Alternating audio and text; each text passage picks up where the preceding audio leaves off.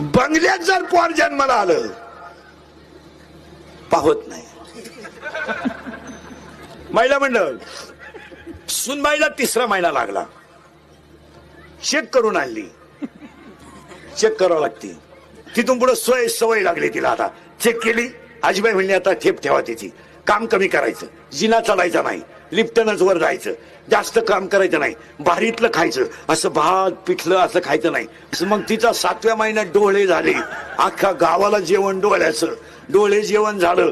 तिला बाळणपणाला कळा यायला लागल्या, डॉक्टरकडे नेलं, अख्खं घर हॉस्पिटलमध्ये. डॉक्टर एकदम तज्ञ, डॉक्टर म्हणले आडवा आलंय, येऊ द्या. आडवं उभं पण येऊ द्या.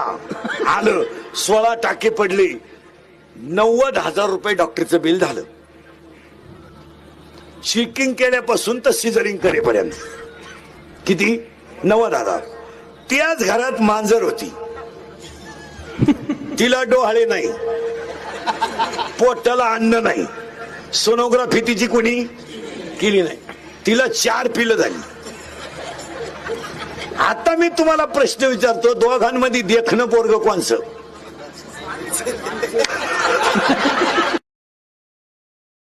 Download ShareChat.